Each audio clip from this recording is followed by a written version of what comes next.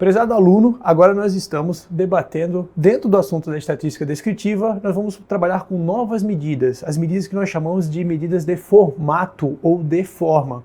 Elas descrevem basicamente a distribuição dos dados. Então, na estatística descritiva, a gente já viu sobre as medidas de posição, que nos indicam onde os dados estão na escala de valores que ele pode assumir. Nós vimos as medidas de dispersão, que nos dão a ideia de variabilidade, o quanto os dados se dispersam um do outro.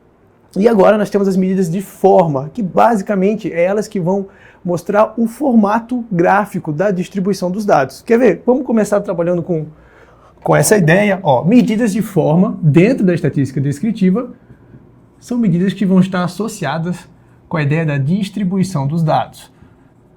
Vamos montar um exemplo qualquer para que você entenda quando eu me refiro à distribuição dos dados, o que eu quero indicar. Então vamos supor uma variável x e os valores da sua respectiva frequência. Variável x e os valores da sua respectiva frequência. O que acontece? Vamos supor que nós temos aqui uma variável x, pode ser como a gente já havia trabalhado nos outros exemplos, a quantidade de drogas apreendidas. Nós temos o valor 5, o valor 10, o valor 15, o valor 20 e o valor 25. E eu observei cada um dos valores as seguintes frequências: 3, 5, 7, 5 e 3. Quando eu olho para toda essa distribuição aqui focada na sua frequência, eu consigo, a partir dessas medidas de formato que eu vou apresentar para você, identificar como é que ela vai ser representada graficamente. Quer ver? Ao formar um gráfico, vamos formar aqui primeiro um gráfico de colunas, associando os valores da nossa variável x com a sua respectiva frequência. A gente vai começar a ter agora a visualização do formato desse conjunto de dados. Vamos pegar aqui o valor 5,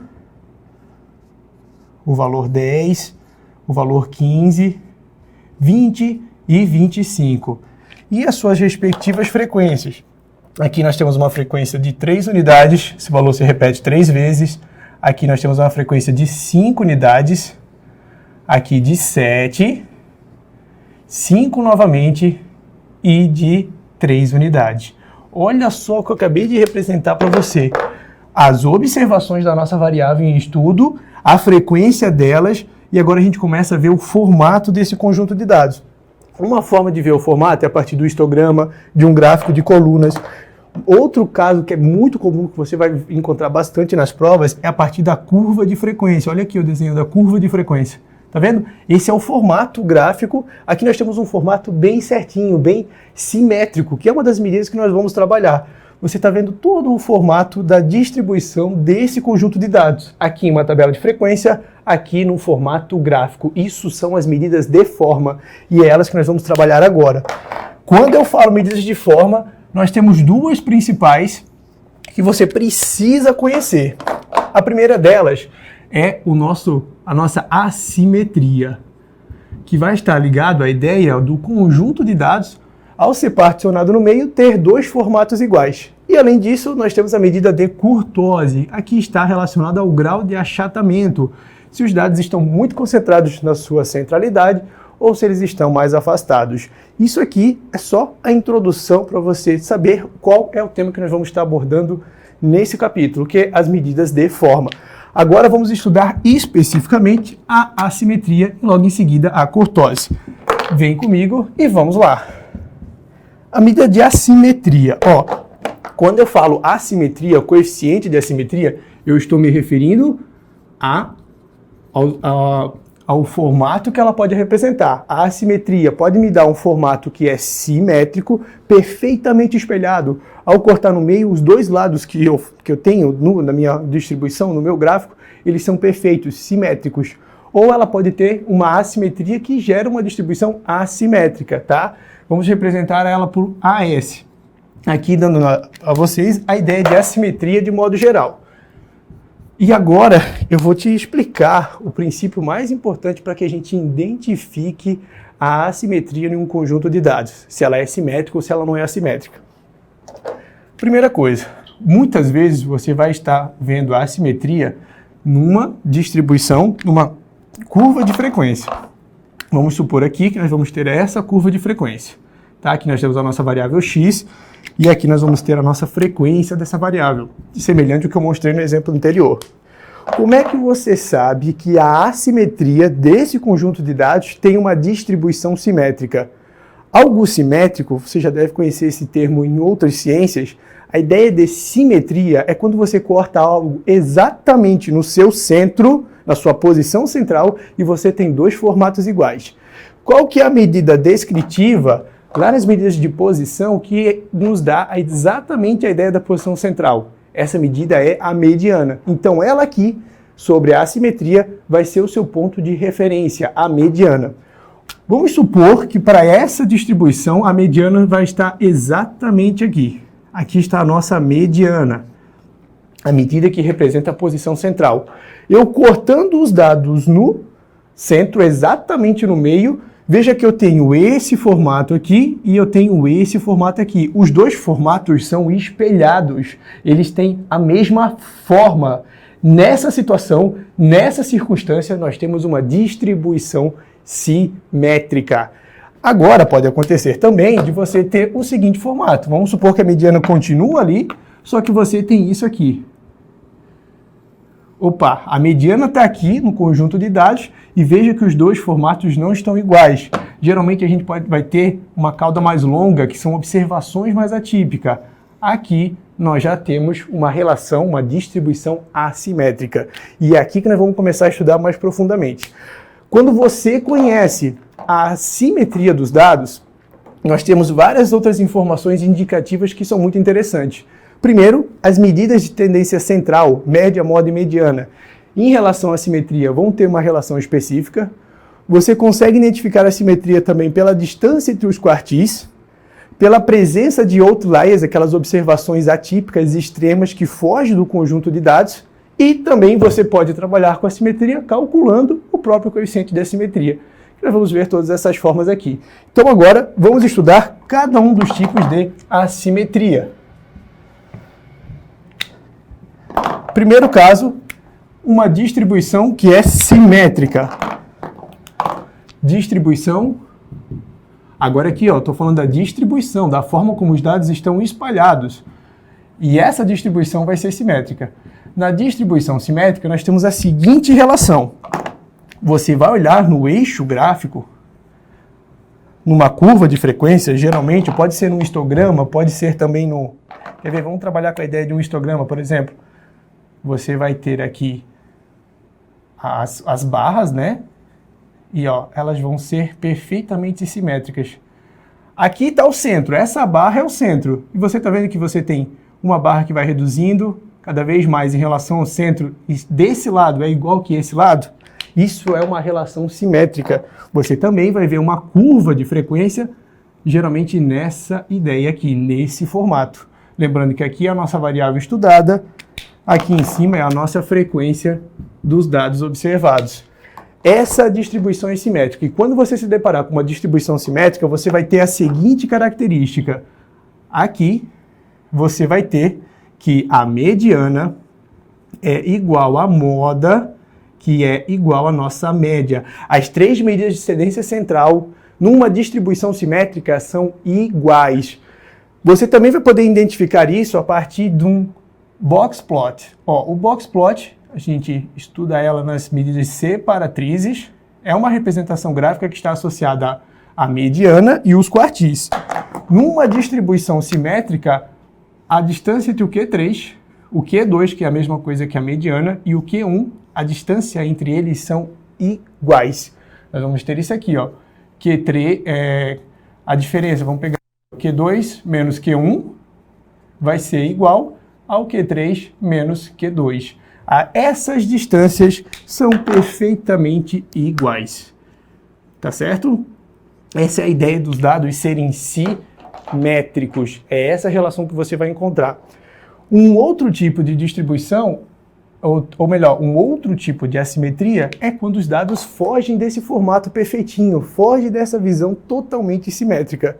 Isso vai acontecer geralmente por observações atípicas, observações que vão puxar mais para o lado. A partir do momento que a sua distribuição ela começa a distorcer para um lado ou para o outro, você tem uma assimetria, que pode ser para a direita ou para o lado positivo, e pode ser para a esquerda ou para o lado negativo. Vamos ver como é que as medidas de tendência central e um box plot vai se comportar aqui. Então agora eu vou mostrar para vocês uma distribuição assimétrica para o lado positivo.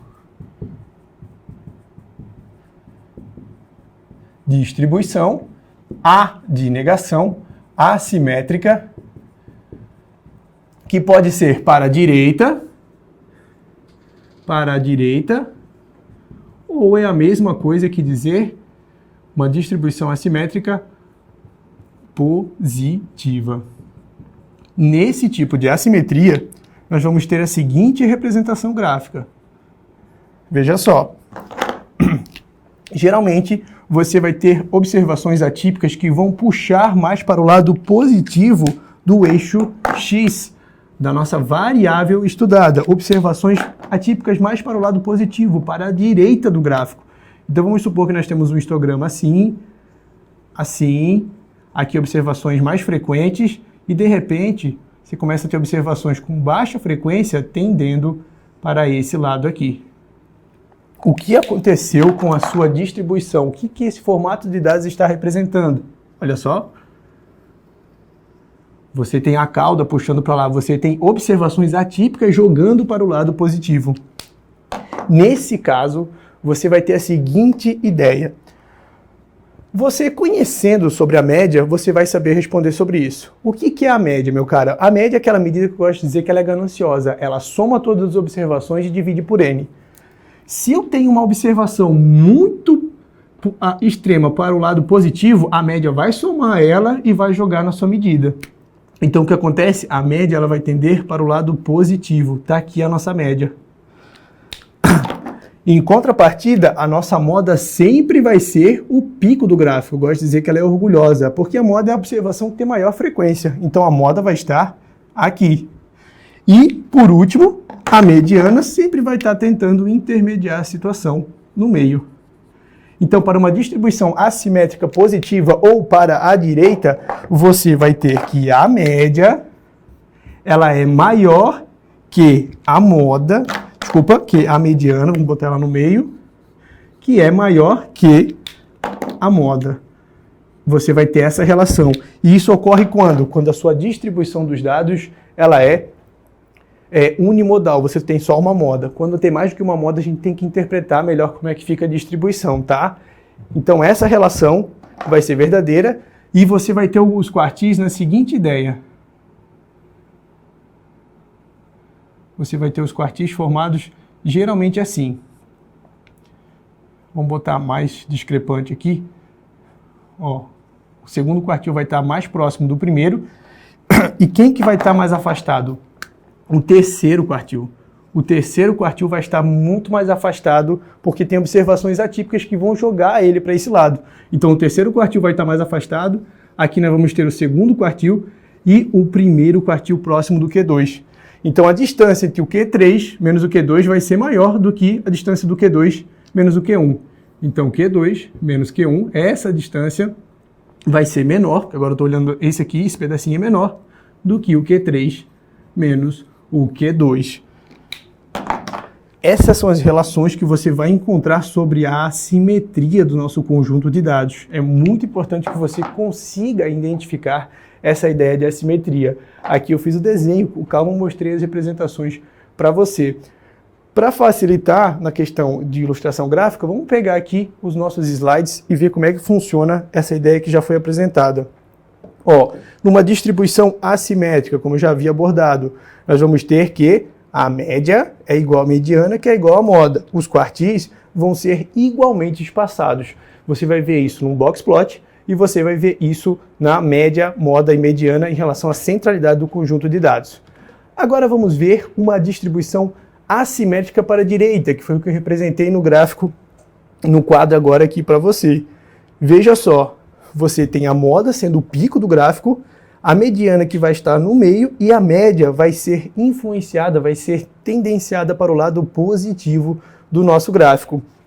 Além disso, ó, então você tem essa relação já apresentada e além disso os quartis, ó, o Q3 ele vai estar muito mais distante. O Q3 vai estar aqui muito mais distante aqui do Q2, que é a linha central, e o Q1 que fica aqui embaixo. E aí você vai ter essas relações de distâncias aqui. Outro detalhe importante é que dentro do box plot você pode encontrar esse aqui, ó, os pontinhos fora da caixa do bigode, que é o que a gente costuma dizer. Isso são outliers, observações atípicas. E o que eu falei para a direita, o mesmo vai valer para o lado da esquerda. Só que agora a gente vai ter, aqui só, né, finalizando a relação de diferença, só que agora a gente vai ter observações puxando para o lado negativo. E se tem observações puxando para o lado negativo ou para a esquerda, quem que vai junto para lá? A média, porque a média soma tudo e divide por n. Então o que acontece aqui, meu caro? Para onde a distribuição do meu conjunto de dados distorcer, a média vai atrás. Entendeu? A média vai atrás. Então a moda continua sendo o pico, a mediana vai estar sempre no meio e a média foi para a ponta.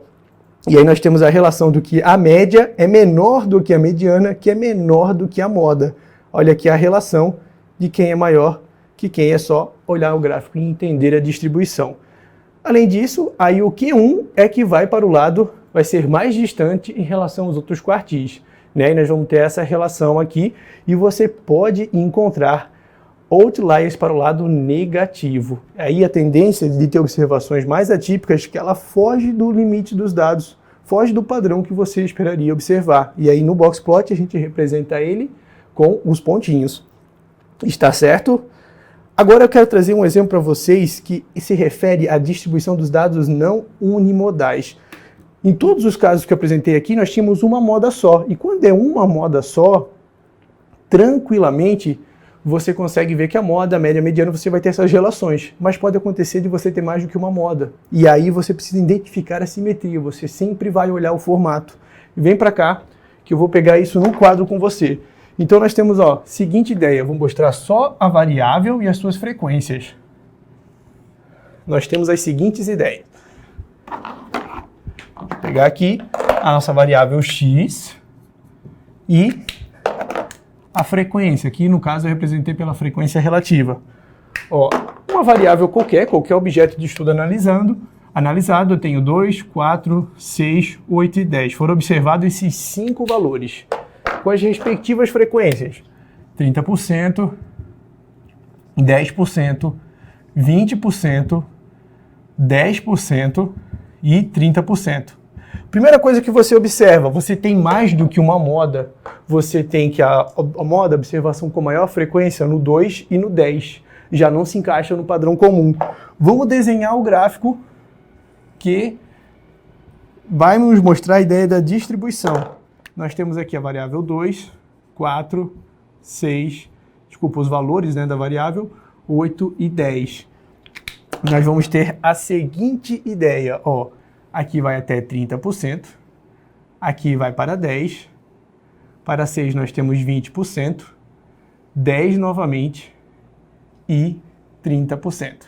Se você calculasse a mediana desse conjunto de dados, você ia achar ela exatamente aqui. Exatamente aqui, no 6, nós íamos estar cortando o conjunto dos dados no meio.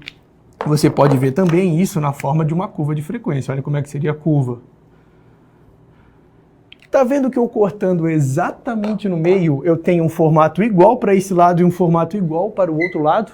Os formatos são iguais. Nesse caso aqui, apesar da moda não ser igual à mediana, e a média também daria o 6, se você calculasse, apesar da moda e a mediana não serem iguais, você tem uma distribuição simétrica. Isso é um exemplo de uma distribuição simétrica. Então a melhor forma de estudar a simetria, acima de tudo, é olhar a distribuição gráfica, olhar a distribuição da frequência também vai ajudar. E você tem que cortar no meio, corta na mediana e olha os dois lados. Tá certo? Mais um ponto, aqui só fórmulas que você pode se deparar, mas quase sempre você vai resolver questões de simetria nessas tendências, nesses comportamentos que eu apresentei. Mas nós podemos calcular também o coeficiente de assimetria. Coeficiente de assimetria. E existem várias metodologias. Coeficiente de assimetria. Nós temos as metodologias de Pearson. Vamos colocar aqui primeiro as metodologias de Pearson, que se baseia na seguinte ideia. A assimetria é igual a média menos a moda dividido pelo desvio padrão. Aqui eu vou obter uma medida adimensional, de modo que eu vou conseguir identificar a assimetria desse conjunto de dados. Pearson inventou dois coeficientes, porque o primeiro, como pode acontecer de não ter só uma moda, fica difícil de trabalhar com essa fórmula. Então esse aqui é o primeiro coeficiente e nós temos o segundo coeficiente. O segundo coeficiente de assimetria de Pearson trabalha com a ideia de 3 vezes a média menos a mediana. Aqui a gente vai trabalhar com a mediana e divide pelo desvio padrão para padronizar esses dados, deixar eles sem unidade de medida. Tá certo? Nesses dois tipos de cálculos, você vai ter os seguintes resultados. Se o coeficiente de assimetria ele for maior que zero, ou seja, se ele for positivo, a nossa distribuição vai ser o quê? O que você acha? Ela vai ser assimétrica para o lado positivo. Então aqui nós vamos ter a assimétrica positiva, ou para a direita, lembrando que é sinônimo. Nós podemos ter que o coeficiente de assimetria vai ser igual a zero, e aqui nossos dados vão ser o quê? Perfeitamente simétricos. Aqui a relação seria simétrico. E por último, nosso coeficiente de assimetria pode ser menor do que zero. E aí nós vamos ter uma assimetria tendendo para o lado negativo. Assimetria negativa ou para a esquerda. Tudo isso é o que você vai interpretar calculando esses coeficientes de assimetria, baseado na ideia que, se a média vai para o lado positivo, quando tem uma distorção para lá, então se esse valor dá positivo é porque a média foi para lá e a moda continuou no pico do gráfico. Então, se der positivo, assimetria positiva. Se der zero, média e mediana ou moda são iguais. Acabou aqui a questão. Um outro coeficiente, não só de Pearson, é o coeficiente quartílico, baseado nos quartis, o quartílico, que vai nos dar a mesma ideia. Você pode se deparar quartílico, você pode se deparar com ele na prova e ele vai te dar a mesma ideia, só que aí você precisa saber como é que ele é calculado, né? O coeficiente de assimetria quartílico é igual o Q1 mais Q3 menos 2 vezes a mediana dividido pela diferença entre os quartis. Acabou. Essa é uma fórmula que muitas vezes, quando fornecida na prova, quando te pedido na prova, né, ela vai te fornecer, você tem que interpretar. A interpretação é a mesma que essa daqui apresentada. Fechamos, falamos de tudo em relação à assimetria. Agora eu quero apresentar outra medida de forma que é bem interessante identificar. Ela está relacionada ao seu grau de achatamento, que é a nossa curtose. Vamos com calma identificar a curtose. A curtose, dita como medida de formato, que está relacionada ao grau de achatamento da curva, uma curva mais pontiaguda ou uma curva que tem um platô, ela é mais esticada, vai ser a medida que justamente vai quantificar isso. Ela vai quantificar a nossa curtose. Tá certo? Vamos agora ver os tipos de curtose. Eu vou representar a nossa curtose aqui por C, quando eu for calcular o coeficiente da curtose. Tá? Grau de achatamento vai indicar se os dados estão mais concentrados no centro ou se eles estão mais espalhados. E vocês vão ver facilmente isso aqui no nosso gráfico, nas nossas representações gráficas. O primeiro tipo de curtose, que é a nossa referência de uma ideia padrão mais normal, é a nossa curtose que nós vamos chamar de mesocúrtica. A curtose mesocúrtica, ela vai ter o formato ela vai ser gradativa, ela vai aumentando conforme chega no centro e vai reduzindo gradativamente. Não é extremos, não é algo muito concentrado no centro e nem muito espalhado. Esse tipo de curtose nós chamamos de mesocúrtica. Aqui tem um acento, mesocúrtica. Agora, isso aqui é a nossa referência padrão, vai estar associado também na nossa distribuição normal. Isso é o normal, gradativamente ela vai aumentando no centro, conforme ela chega em relação à moda, né, que a moda é a única informação que nós conseguimos detectar, e ela vai reduzindo gradativamente conforme ela se afasta. Então aqui nós temos a nossa nosso valor da nossa variável e a frequência. Agora vamos olhar os outros dois tipos de curtose, que são os casos extremos, onde vai fugir desse formato, esse achatamento, esse grau de achatamento padrão que nós esperamos. Aqui o nosso valor da variável e aqui a frequência. Nós temos a curtose do tipo leptocúrtica. Olha como é que ela é formada. Está vendo que o grau de achatamento está muito mais agudo, pontuda? O que acontece? Os nossos dados observados eles estão muito próximos do centro, da centralidade, muito próximos da moda, da média mediana, que podem estar representadas aqui. A moda é a única que eu tenho certeza que está aqui. A média pode estar não exatamente, nem a mediana, só que os dados estão próximos da centralidade. Esse tipo de curtose nós chamamos de leptocúrtica. Quando os dados têm um grau de achatamento mais pontudo. E, por último, o nosso outro extremo é quando os dados estão bem espalhados num conjunto de valores que ele pode assumir. Estão bem espalhados. E aí o que nós vamos ter?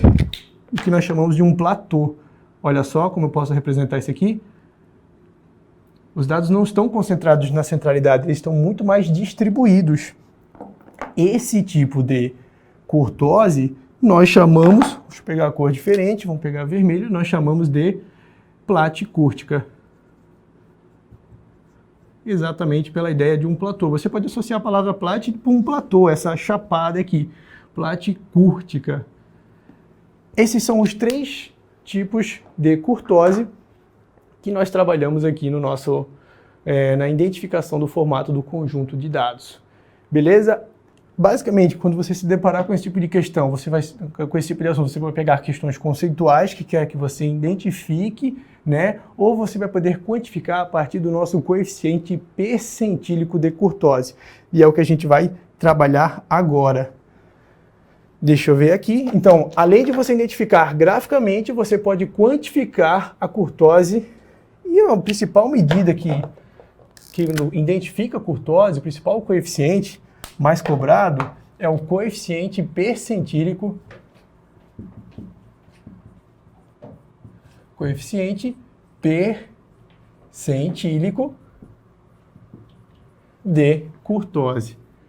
A ideia, né, dessa medida é justamente identificar a curtose. Deixa eu botar um Czinho aqui. Como é que eu posso calcular o coeficiente percentílico de curtose?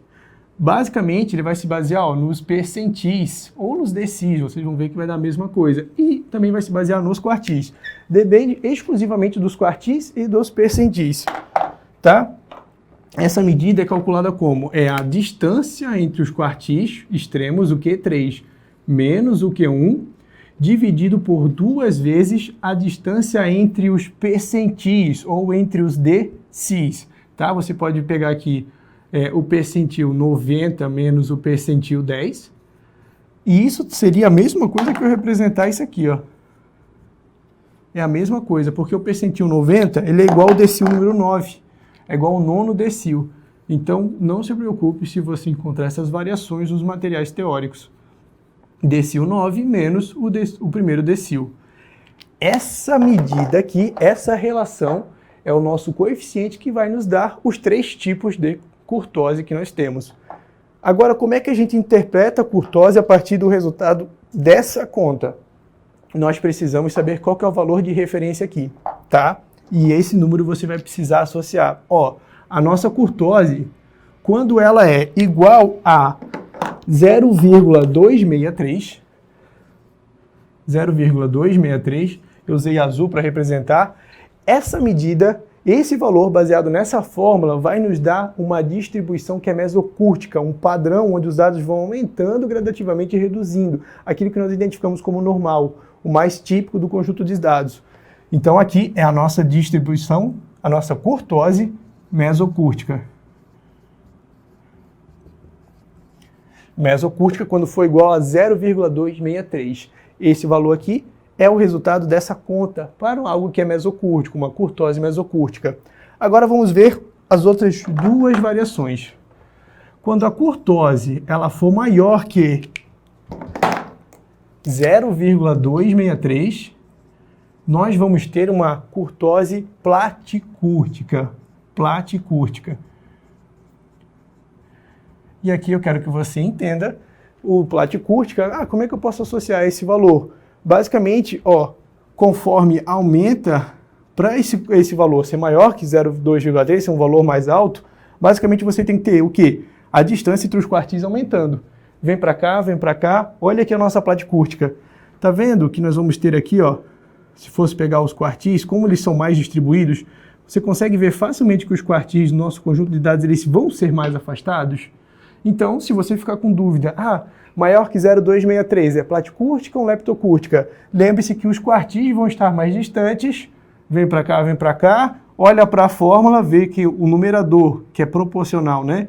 Ele é a distância entre os quartis. Então, se é maior que 0,263, é platicúrtica. E, consequentemente, nós vamos ter que quando a curtose for menor, que representei de preto, menor que 0,263, ela vai ser mais pontiaguda, ela vai ser leptocúrtica.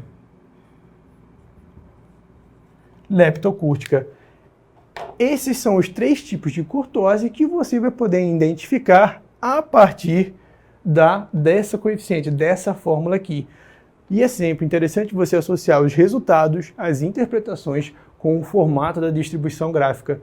Porque, meus caros, aqui a medida de forma, as medidas de forma estão diretamente associadas com os gráficos que ela pode assumir.